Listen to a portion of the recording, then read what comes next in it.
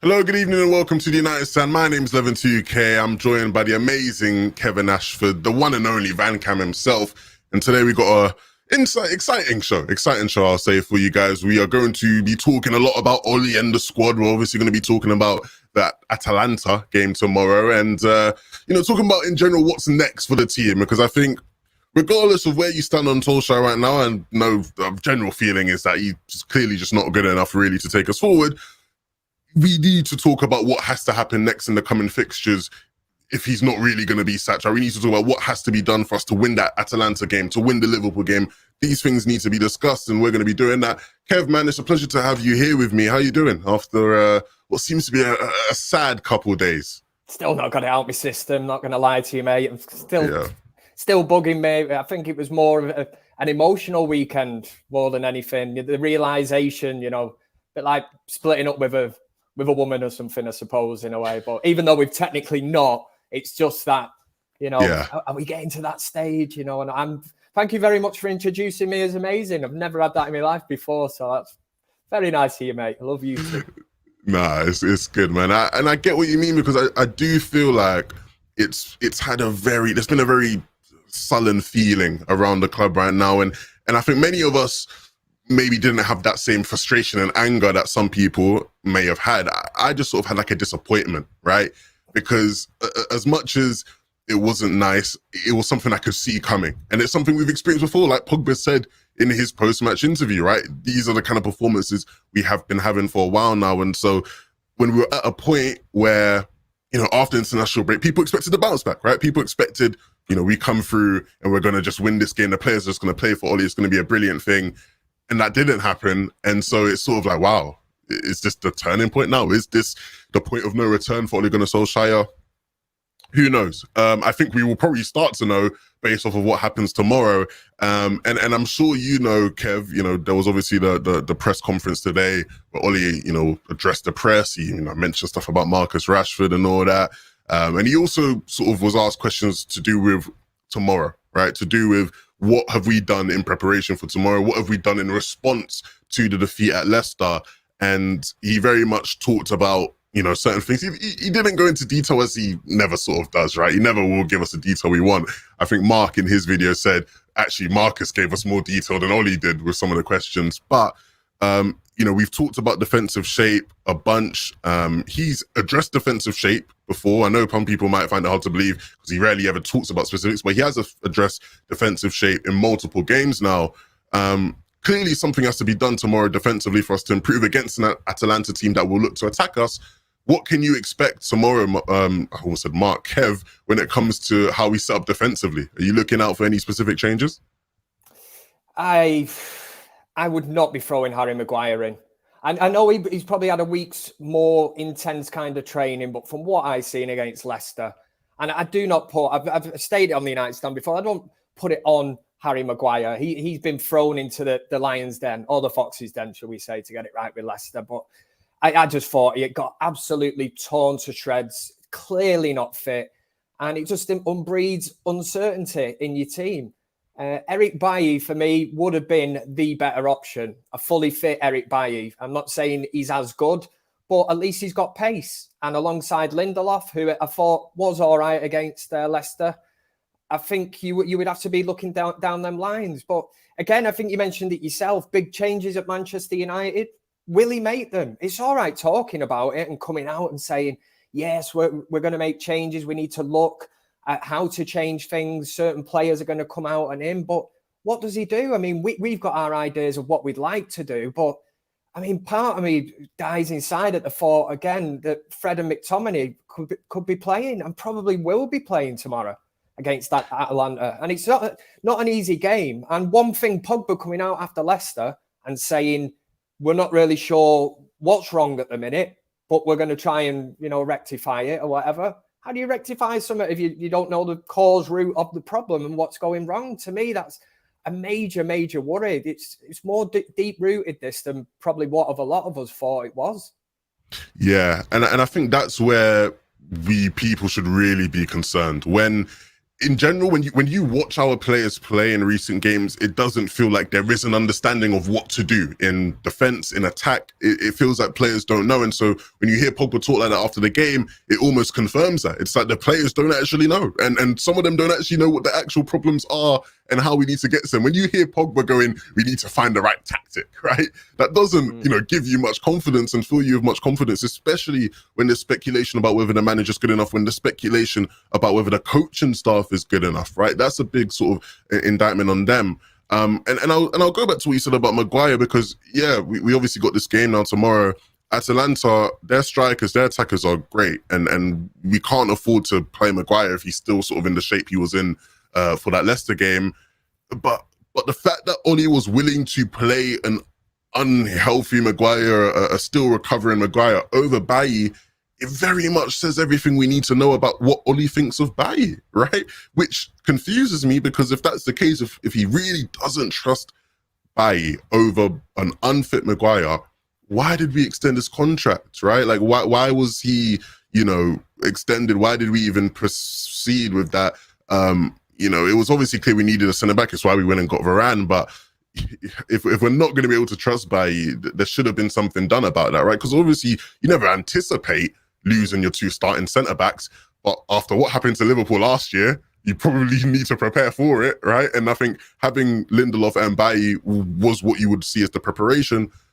But it's just not panned out like that. It's not panned out like that. And even beyond that, Kev, you mentioned the midfield of McFred, and I think that's very important, because it was really, really frustrating watching that Leicester game, Kev, and watching a pivot of Matic and Pogba, who we know what their strengths is, right? We know what their strengths are. They're able to help us retain possession. They're much better going forward than McFred.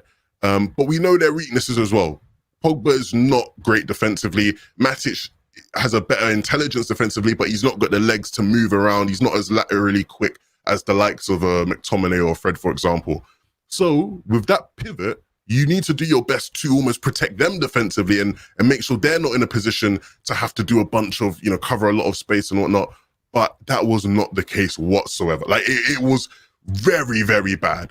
Michael Cox did a piece on The Athletic where he actually showed and highlighted it. And if you go back and watch the game, the amount of space, Kev, that Pogba and Matic were responsible for in that game, it's unreal. Like, it'd be unreasonable to ask Kante to cover that kind of space, right? In terms of laterally, right, to their sides, they weren't getting support from the wide players.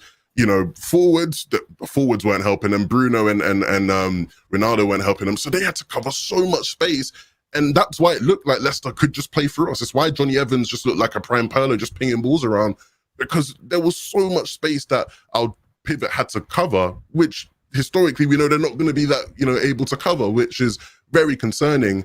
And it's something we've seen before. And I think you're very right. I think McFred probably is coming straight back, right? Because what were you going to say? What I was going to say, Levin, I'm going to go high-pitched again, but it's favourites. It's favouritism, innit, towards his favourite players. Fred could get a 2 or whatever in a game as a rating. He's in that game next week. It doesn't matter, whatever. McTominay and Fred are his favourites. He'll play them. And then it is a case of just individually brilliant, don't get me wrong, as players up front at that far end of the field. But how many times have we cut open? And you're exactly right. Some of the best football Pogba's actually played for United has actually been on the sort of left-hand side of that midfield. You can't expect him to be sat there in front of a back four. Yes, he can spray passes and that, but you will not get the work rate. So you have to free him up. Again, it comes down to the question of, why didn't we sign a defensive midfielder this summer? It's the one glaring player, the one missing link to our team that we actually needed. And we go and get Ronaldo and Sancho. Listen, I am not complaining about that in one bit. I'm not being a spoiled child or anything. Delighted to get Sancho. Absolutely over the moon to get Ronaldo. But it's like, well, the money could have probably been spent somewhere in an area that we could fill. And we are hearing stories. I know, Levin, we will get into that, the fact that United are looking at a defensive midfielder. To me, that's almost openly admitting that, shit, we should have sorted this out in the summer, And we'll be halfway through the season by then. Worst case scenario, we're out the Champions League. We're certainly not going to be in a title race near the top 4. And that's That's panic. The panic button will be getting pressed. It'd be too Yeah. late for him. It's funny because obviously you mentioned it, right? And there was a report from Romano, the one and only, who he said MUFC are looking for a defensive midfielder. If there's a good opportunity, they will try in January, and if not, in the summer. And like you sort of alluded to, that potentially is too late. And actually, I'll give you I'm going to give a different perspective here, because I disagree with you to an extent, Kev, because I don't think it's about favourites with McTominay and Fred. I don't personally think it's about favourites. What I do think it is, and shout out to United Arena because he had a great thread on this, is and the metaphor he used was McTominay and Fred are like the painkillers to our issue, right? They're not the solution. They're not fixing our issue by any means. But the reality is they're not actually the deeper cause of our issues. They are there to try and help prevent them, but just like painkillers, they're not a solution, right? And so when the painkillers run out, you start feeling the pain again, similar to with McTominay and Fred. When they stop playing well, when they don't play well, we're still exposed and things don't go well. Because you look at the situation Pogba and Matic were in that Leicester game, right? The benefit of McFred, right? Literally probably their only strength is they do cover a lot of ground laterally and vertically, right? So in that situation where Pogba and Matic struggled, because you'd expect them to struggle there, McTominay and Fred probably could do a better job because they can move around and cover spaces a bit better, right? That isn't a solution because it's a temporary thing, because somebody else would look at that and go, okay, so maybe we should just stop having so much space for two players to cover, right? That is like the logical thing you do to fix that. And it's very much why United Arena compared them to painkillers, right? Because it's something that can be solved. You look at other teams that set up defensively, you know, much tighter, less space between the lines. And it makes it harder for teams to break you down. And we seem very incapable of doing that. There's plenty of examples in our team where, you know, it's not cohesive. People aren't doing things together. Everybody knows, right? If you know anything about football and pressing, you can't press alone. Pressing is a team thing. And we saw it take place countless times in our game, Kev, because when Leicester would press, they'd press and there'd be like 6 people all together pressing, blocking off passing lanes, you know, really giving us a hard time. And it led to their goal, right? With Maguire, he couldn't handle it and we conceded. Whereas with us, you know, one person would press, nobody would press with them. And so you're just leaving space, right? There was 2 examples I can very much remember in that game, Kev, where one of them was Bruno. We sort of defended in like a 4-4-2/4-2-4, was like a very weird shape. But Bruno would go to press somebody. Ronaldo wouldn't go with him. And so there's just space now because they pass it around, and where Bruno was covering that space, it's exposed now and they can just pass through it. Another example, which was even worse, Kev, right? Ronaldo was standing in sort of like the central area of the pitch. Greenwood is not like marking anyone. And Ronaldo says to Greenwood, you can see it. Ronaldo like says to Greenwood, press that guy, go, run, press him. And Greenwood just runs straight at the guy, doesn't bend his run to like try to block off a passing lane or anything, doesn't, you know, press the way you'd expect someone to press, but he just runs straight at the guy. And you can't press like that doesn't work. And it's sad because you see that and you go, I'm not a football coach. I don't have any qualifications. I can see that was bad. Who's like, somebody should have coached Greenwood to know that what he just did there is really, really bad. And it seems like nobody has. And so Greenwood just runs straight at the player, and they just pass straight through him. Castagna just like waltzes away from him. And once again, we're exposed. They're playing straight through us. Really bad stuff there. And I expect there to be a bounce back tomorrow, Kev. But if those kind of things aren't, like, you can't fix those things overnight, because, you know, players, if this is something that the players just don't understand, that's going to take weeks and days to build up. We're playing a very good Atlanta side tomorrow, right? And so I think many people have come to the conclusion, Kev, where they go, okay, do we have to drop some of these players? Like, do you have to sacrifice some of these players who maybe aren't as intelligent defensively? Will you drop a Pogba? Will you drop a Ronaldo, whoever it is? Are you at that stage where you're thinking, actually, yeah, probably some of these players shouldn't play tomorrow because defensively they are just too much of a liability? Well, if you want to go on the front foot, I think the pressing game, like you rightly said, starts from the front. And it probably is a criticism of Ronaldo, although I love him, fantastic player and all that. Like you rightly said then, he's giving Greenwood orders to chase down a ball. Ronaldo is not going to do that. He's conserving his energy, and you have to play to his strengths. I said that after the game on Saturday. How many times did we get a ball into Ronaldo using width, one of the best headers in world football, and we didn't put anything on the plate for him? But if you want to start the pressing game, that has to start from the front. And it's the reason would he be big enough tomorrow? Would he be big enough if Eddie Cavani's fully fit to take Ronaldo out? I know he did it against Everton, took Pogba and Ronaldo out, but when it come down to it, then panic stations, he brings them both back on. So that made no sense at all what he did that day. But tomorrow, would he be big enough if Cavani's fully fit to let Cavani lead that line? A man who knows that role, has played it all his life, unlike Ronaldo, can hold up the ball and will chase down everything. Tenacious, just an absolute pain in the arse. Will chase down anything, win you free kicks, corners, everything. And that all leads from the front. Cavani on the front foot, up there. And a bit like when Bruno Fernandes come to United. Remember that energy he brought into the team and everybody raised the game. Everybody was putting in that extra sort of shift, running about. It was infectious what Bruno brought to United. Again, recently, not really happening. And it does come down to favourites. I know you don't agree with that, but what I'm saying is, would he be big enough to look and think Harry Maguire? Well, he obviously didn't think it on Saturday, did he? He's probably thinking, oh, I've spent 80 million on him. I've got to play him, get him out there. But he's not fully fit. And it does come down to that. Yeah. And listen, I always say it, he'll live and die by the decisions that he's making at Old Trafford. One of them mainly being McTominay and Fred. He really, really does need to start making some good, big, massive decisions at Manchester United. Because Rashford coming back, another one that I would class as a favourite.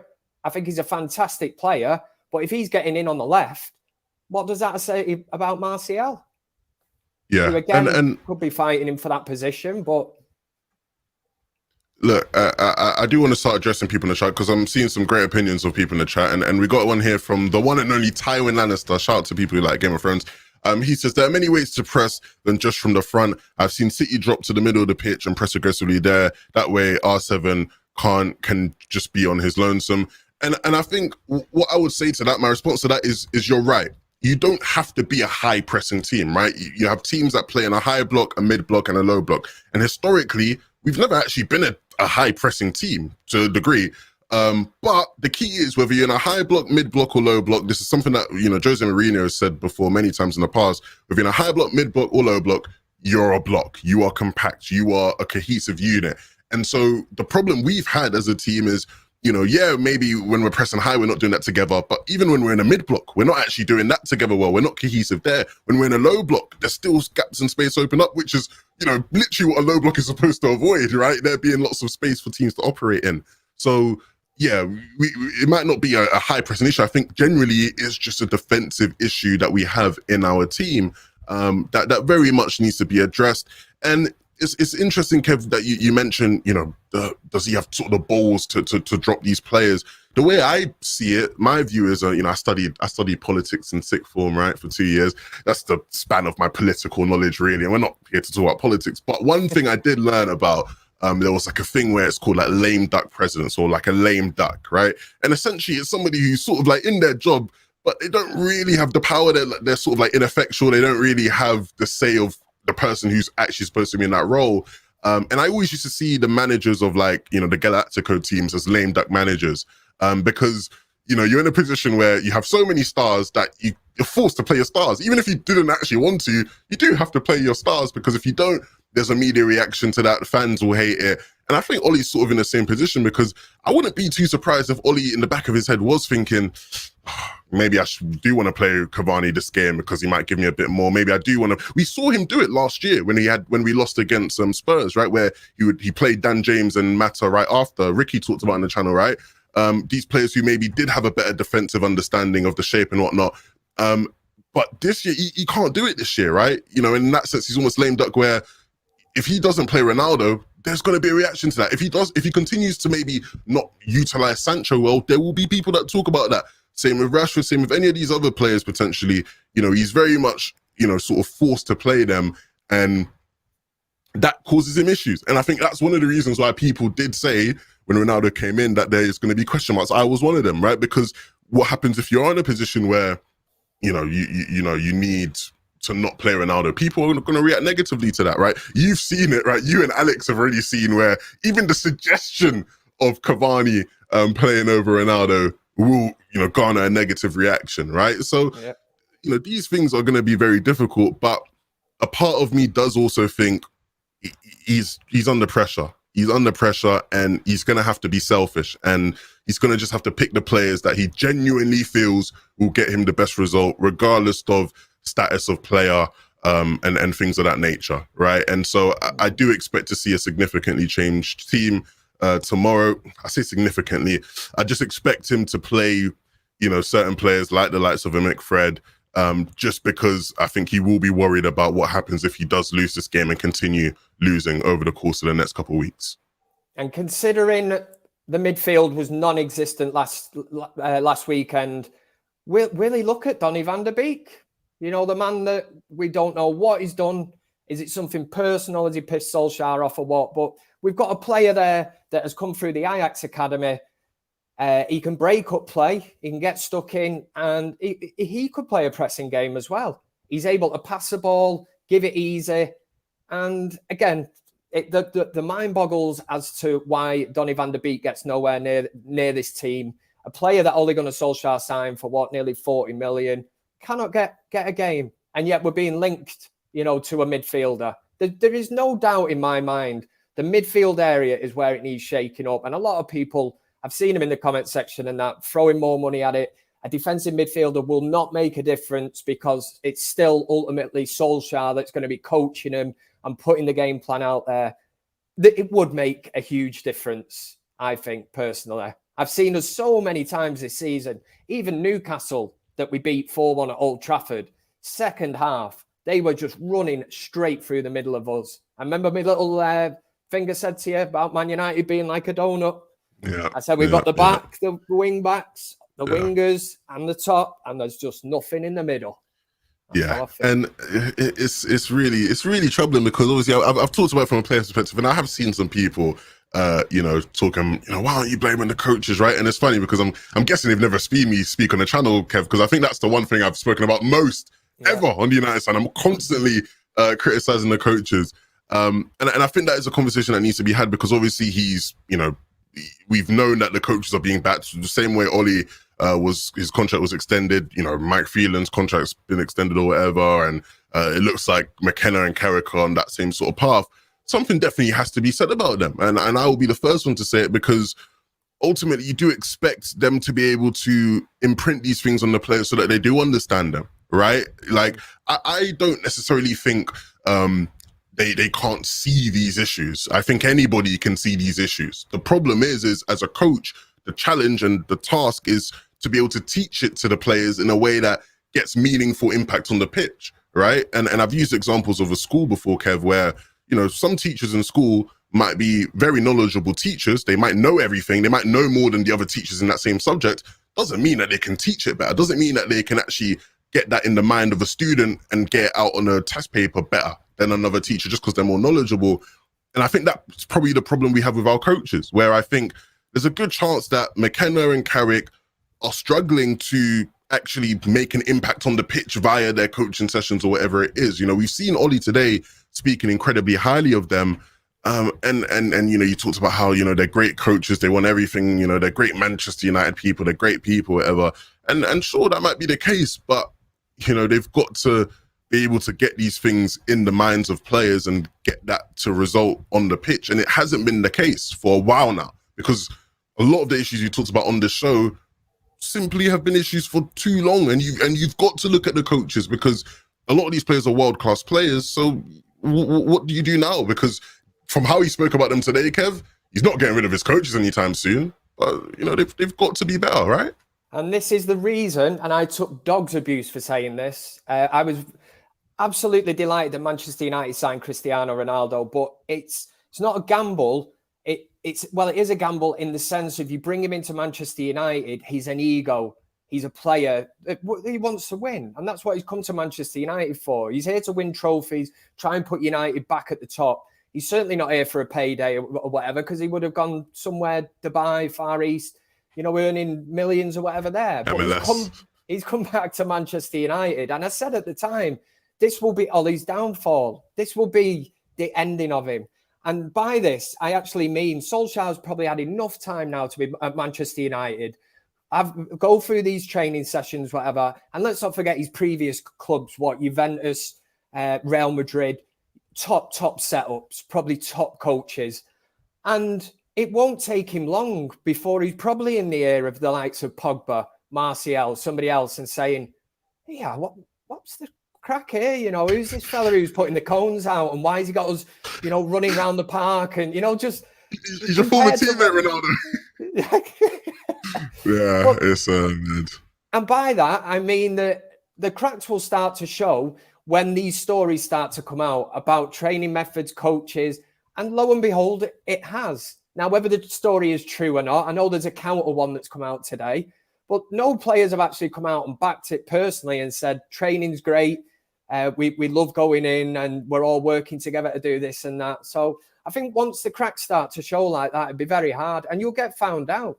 If McKenna, Carrick and that and not up to it, Ronaldo's not going to sit about and say, oh, you know, I'm just there for the payday. It's all right. Let's just crack on. And if we can get top 4, that'll be good for this season. He's here to win. And I don't think he would hold back in telling Ole Gunnar Solskjaer that, regardless of whether he played with him or not. Unlike some of the other other legends of Manchester United, Paul Scholes, Rio Ferdinand, Gary Neville, you know, they're all holding back on emotion. The sentimental value, the emotional attachment to Ole Gunnar Solskjaer. I understand he is their friend, ex-teammate and that.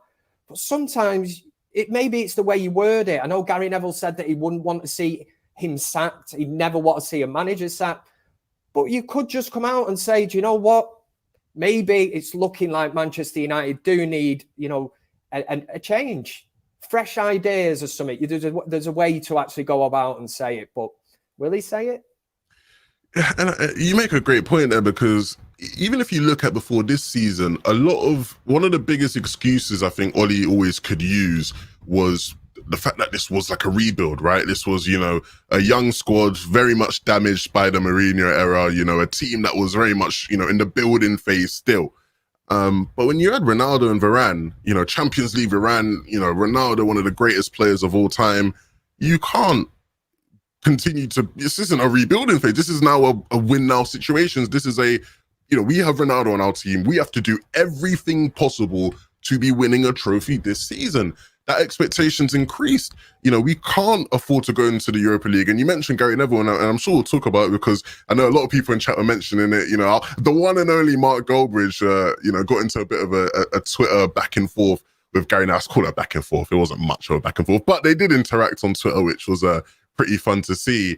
And I just think the standards have dropped, but they can't drop because you have Ronaldo. Like, I personally, Kev, cannot see Ronaldo in the Champions League, in the Europa League, sorry. I can't see it, right? He's never been there in his whole, even when he was at Sporting, that year when he was at Sporting, they were in the Champions League. He has never played in the Europa League, right? And I would despise if we were the team, this year was the year when we put Ronaldo in the Europa League for the first time. I'd hate it. You know what I mean? It'd make me feel sticks in my stomach. Maybe that's what he's come for, Levin. Maybe what he wants to add the Europa League to his glittering catalogue of achievements. Yeah. The last one to tick off on the box. You know what? He's got all the Champions League achievements, so maybe he's looking for a couple in the Europa League as well, right? You know what? The Conference League's just started up. Maybe he wants to be the all-time Conference League scorer as well before he retires. I doubt it, but still, you know, it's very much something that, you know, we need to start looking around and going, okay, how does this work? Because as much as I think there are fair arguments to suggest that Ronaldo is very much intrinsically linked to some of the problems we're having now, at the end of the day, when you get Ronaldo because you want to play Ronaldo, and you get Ronaldo because you want to win with Ronaldo. And so whatever we do has to be geared towards letting that happen, right? Because even if Ole thinks he might be able to win games without Ronaldo, he can't. Because why did we sign Ronaldo? You don't sign Ronaldo to go on the bench. You don't make him the highest paid player at your club to be on the bench. So we've got to figure out a way to work the team with Ronaldo in it. And I just really fear that the current coaching staff and the setup aren't going to be able to get that. And so are we delaying the inevitable here? Are we leading to a situation that is of no return? We'll talk about this Gary Neville thing for a second, because I did find it a bit funny when I saw what he said on Monday Night Football. I found it funnier that Ollie said he'd rather not watch Jamie and Gary speak on Monday Night Football, probably for the best. And is it going to be a big issue now in terms of maybe being able to get change? Is it going to become an issue that people who maybe would be some of the biggest voices for change, like the Ferdinands, the Gary Nevilles, or whoever it is, potentially aren't willing to do that because of relationships they have with Ollie? What else can it be? If they are players that lived out their dream and played for Manchester United, and they were lucky enough to play for United, they are fans of Manchester United, especially, say, the class of 92, Scholes, Giggs, Beckham, and Gary Neville. It's like, I understand he's a teammate, he's a friend, but you have to be able to question your mates. If you're working in business and this you've got this lad working for you, and just because he's your best mate and you play football with him once a week or whatever, if he's not doing his job, you have to put him right and say you're not doing your job properly. And if you don't do it, you're going to get sacked. And I think that's what it comes down to. I just kind of. Can I understand it? I don't know. I understand the friends, the ex-teammates, but you have to be able to give out criticism. And for Gary Neville, that's his job as a Sky pundit. So you're not even doing your job properly, mate. You're actually holding back and probably not even saying what you feel. He's just hiding behind it. And how many managers has he sacked from Salford City who he's involved with and owns? He wields the axe there. But yet he sits on Sky Sports last night and says that I'm not going to get a manager sacked and I'm not going to go down that route and that. He's a fan of Manchester United. There is a lot of them like that you bring in the emotional attachment to it. That's what it is. Ole Gunnar Solskjaer, because he's played for Manchester United. This was David Moyes that we've had in the past. Once it got to that line, there was no room for sentiment. It was nothing to do with United. It was just a silly ginger Scotsman, and you just said, slide on, mate, do one. Sorry to offend any ginger Scottish people out there. I was going to say, all the ginger Scotsmen are going to be after you after this one. I'll tell you that much. Look, on the topic of sacking, something that I hadn't thought about at all until I heard Andy Mitten speaking earlier, which I think is very interesting, is, let's say that decision is made, right? When you actually look at the hierarchy of the club right now, Kev, Ed Woodward's out the door at the end of the year, apparently, right? Even though it feels like we haven't heard anything about it since, the Super League conundrum. Ed Woodward is out the door. Reports suggest it's going to be Richard Arnold, who would essentially just be another Ed Woodward, somebody who's been at the club for a while, isn't a football background type of person. Who is making the decision to appoint that new manager? Because it can't be Ed Woodward. He's out the door, right? You can't allow somebody who is literally leaving in a couple months to make that kind of a decision. So who would it be to make that decision now? Is it going to be Joel Glazer? Do we trust Joel Glazer to make that decision, right? Like, obviously Joel Glazer's always going to have the final say, but who would it then be? Would it go to a Darren Fletcher and a John Murtaugh, right? Would they be the ones to make the decision? Would the club go to Fergie and maybe seek Fergie's advice? It's actually unclear, right? At the top, who's going to be the one to have influence in terms of if a decision was made on Ollie, who's making that decision? I don't think we currently know. And that's an even scarier prospect, right? Where we could end up, let's say Ollie was to be gone, everybody, people would be happy, people would get excited. Then we find out we're getting Steve Bruce, and then people go, hey, hold on a minute. This is what we do. Do you know what I mean? We thought we were getting Zidane, Conte, Steve Bruce now, Manchester. Do you know what I mean? It could be mad. It could be very, very mad. So what's actually going on upstairs is even scarier when you really think about it, because the structure there isn't really clear. Yeah, because it will be Murtaugh, and like you say, Darren Fletcher. Now he's another person who's brought back into the fold where I'm like, it's jobs for the boys again. Friends, United friends, bring him in. Michael Carrick on the coaching staff.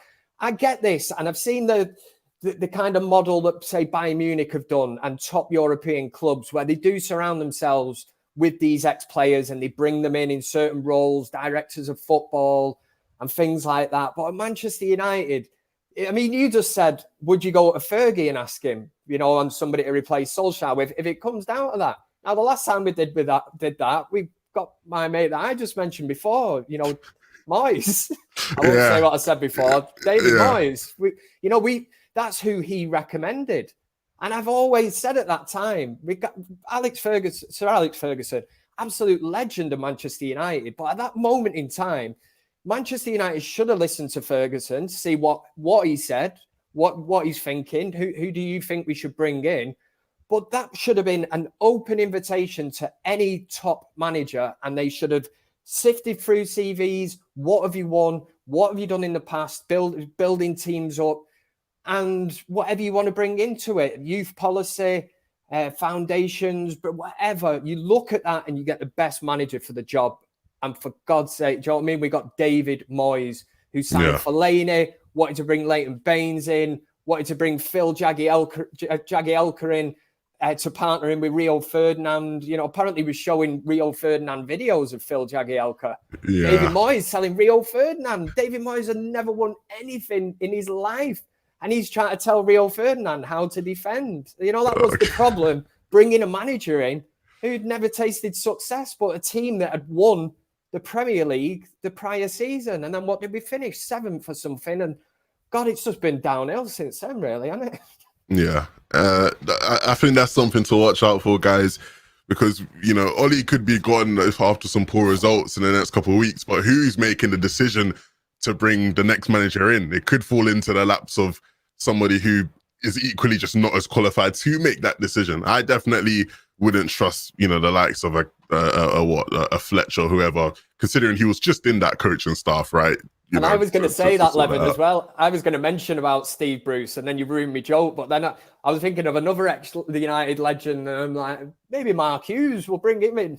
Yeah. Mark Rooney's going to come in as the interim manager. I just saw someone in chat say that. So, yeah, it's I don't want to say be careful what you wish for, because I just ultimately don't think Ole's good enough, right? But it could be very, very bittersweet. It could be very bittersweet. Look, I think there's been a lot of talk around the manager and around everything, and I know we've spoken a bit about it briefly, but tomorrow, obviously, we are facing Atalanta. It's a big game because, we have 3 points right now.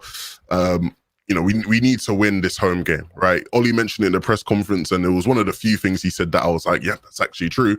But, you need to win your 3 games and get a result away from home if you make 3 realistically, right? We obviously scraped on against Villarreal, brilliant, exciting finish to the game. We scraped on. We need to beat Atalanta here. We need to, beat Young Boys when they eventually come to Old Trafford, and we need to get a result against either Villarreal or Atalanta, which won't be easy, but we just have to do it.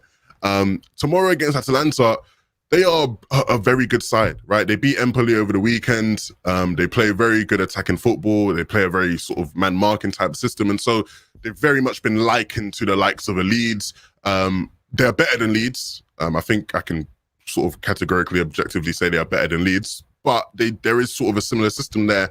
And, Kev, when you actually look at it, as much as we've not played great football over the past year or so, when we do play good football, it's typically against Leeds, right? And so maybe there is some hope there in that Atalanta is a team we may be able to exploit. I'm not going to hold my breath about that, but there's a possibility for us to get a good result there, no? There is. The main thing for me is, I mean, if I want it all tomorrow, I want the performance more than anything and the result. It's a massive, massive game. You mentioned the Villarreal game. Yes, we won that, but by God, we got out of jail free that evening. We played that card in Monopoly, and that was just smash and grab. It was brilliant to do it, reminiscence of the Sir Alex Ferguson days at Manchester United. But it's just happening too often this season where we're not actually performing. And I've always said, I can take getting beat. On Saturday, I could have taken getting beaten if I could see a style of play. If a new player, or they tried something new in midfield, maybe if they'd thrown Donny van der Beek in and we'd have seen some kind of pressing system and we actually looked solid, but yeah, we made a few mistakes, but we played well. I can take that as a supporter. What I can't take is seeing players on a pitch basically not running, not closing down, sort of just walking around the pitch. I think that's the scary thing about Saturday. And the same thing happened at the end of the tenure of Louis van Gaal and Mourinho, it did get to this stage, call it down in tools or whatever, but it does just seem that players seem to just walk about. They don't seem to run. For me tomorrow, well, it's vital we get the 3 points, with it being the home game as well, because we've got to play them away.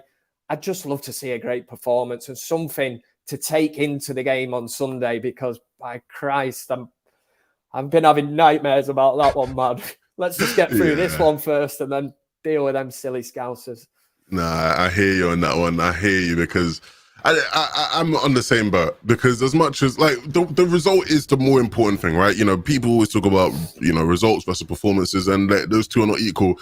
And the result is important because we need to get through this group, but the performance needs to be better. It just has to be, because I don't want to feel like how I did after the Villarreal game, where it's bittersweet, because after the Villarreal game, I was excited, I was happy, because we just won, and in such a spectacular fashion. But as somebody who has to sit there now and analyze the game, I'm looking at it and I'm going, that wasn't great, was it? Right? And I don't want that to be the case against Atalanta tomorrow. You mentioned the Scousers, who are obviously going to be playing. You know, they will be licking their lips watching how we've played the past couple of weeks. And of course, they're playing tonight in the Champions League against Atletico Madrid. I'm sure a bunch of people are going to be watching that. I'm personally going to be watching Ajax versus, who's Ajax playing? I think Ajax are playing somebody good, and I want to watch them. So I'm not going to be watching the Scousers. I don't know what you guys are doing, but look, we're all going to be here tomorrow. Are you going to be here for the fan forum tomorrow, Kev? I am, yes. Yeah, Just reminded me, actually. So. Yeah. Hopefully it's a good one, right? Hopefully it's a good one. Yeah, so we'll be here for the fan forum tomorrow. They're playing Dortmund. Thank you, guys. So yeah, Ajax versus Dortmund. I'll be watching that. But we'll be here for the fan forum tomorrow. Looking forward to that. Of course, Mark will have the watch along as well. I think Mark is actually doing a watch along on That's Football as well, right after this, for the 8 p.m. Champions League games. It's been a pleasure. Thank you guys for the mods, for everybody in chat, the super chats, for everybody hanging out. Of course, Kev, thank you for joining me tonight. The 11 Kev show. Love that, man. Got a right ring to it. The Lev and Kev show. Brilliant. Look, we actually got one last super chat here as well. We had the possibility to win against Villa, Saints, Everton and Leicester. We have a team, but not the manager. I won't be holding my breath. 1-1 draw. Actually, before we do go, because I didn't do that, people, I want to hear your score predictions. What are your score predictions for tomorrow's game? Let me know in the chat below. Kev, your score prediction? Do you know what? I've not even had a drink today, right? And I got the thing on the United stand predictor, and they were like, "Can we have your score predictions?" And I was Man United 3-0. I've said. It must have been a heavy weekend or something. Maybe I'm just like recovering, or I don't. United 3-0 have gone for. So you heard it here first, but I don't know what? Yeah. I'm not going to lie. I also responded to it and I said 3-1. So maybe we're both going to have a stinker. Hopefully not the case though. But guys, we're going to be back tomorrow. Appreciate all of you for hanging out. Be sure to like the video, comment down below, subscribe to the channel if you aren't already. It's been a pleasure. We'll see you guys all soon. Good night.